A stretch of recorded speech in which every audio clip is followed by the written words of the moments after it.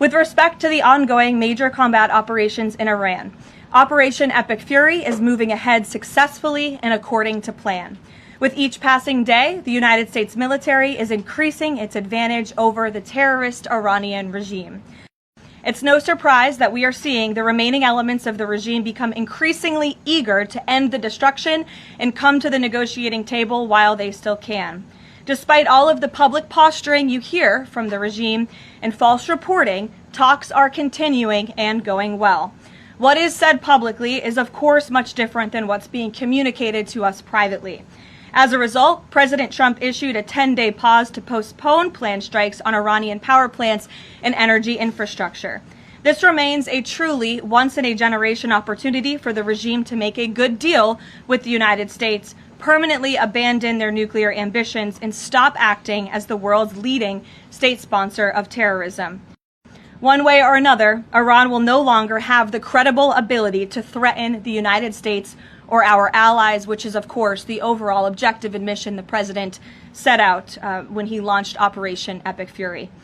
In the ongoing negotiations, of course, anything that they say to us privately will be tested, and we will ensure that they are being held accountable to their word. And if they are not, the president has laid out the military consequences that the Iranian regime will see if they don't hold true to the words that we are hearing privately behind the scenes. When the president says more reasonable, again, these folks are appearing more reasonable behind the scenes privately in these conversations than perhaps some of the previous leaders who are now no longer on planet Earth because they lied to the United States and they strung us along in negotiations, and that was unacceptable to the president, which is why many of the previous leaders were killed.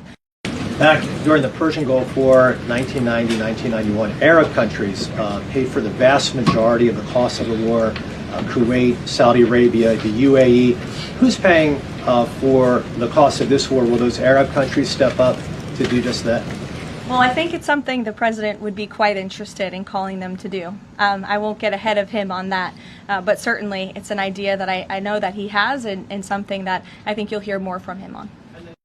Does the administration support a regime or system where Iran is effectively charging tolls on these vessels to access? That's not something we support, and I would reject that they are cherry picking. In fact, as you know, these tankers that are moving through, the 10 that were previously announced and now the new 20, the announcement of 20 additional tankers, which we expect to see over the coming days, are a result of the direct and indirect talks that are taking place between the United States and Iran. So you wouldn't have seen those tankers if not for the president's diplomacy and his team engaging on this matter, which we expect that compliance moving forward, and it's again something that we're working on very closely. And then secondly, I know President Trump says we're ahead of schedule in achieving his military objectives in Iran. He laid out that 4 to 6 week timetable for this conflict, and we're now within week 5. So how do you square kind of those two? Well, 4 to 6 weeks estimated timeline. Again, you just said we're on day 30 of the operation.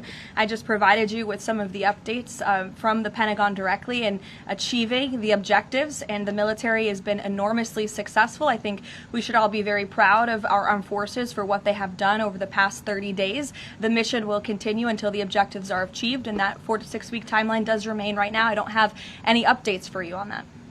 What we're hearing from them is more reasonable. They have agreed to some of the points the United States laid out, as the president said last night aboard Air Force One. But again, as for the specifics, as these negotiations are ongoing, we're not going to broadcast them to the world unless the president chooses to do so, which he has the full right to do as the leader of the free world.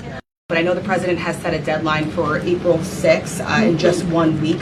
What does the president need to see to not move forward with those strikes by April 6th? Well, I think he said it in his Truth Social post this morning. He wants to see a deal over the next 10 days. That timeline is waning, several days left, and we'll see. I won't get ahead of it. We'll see what happens in the end of the 10-day period.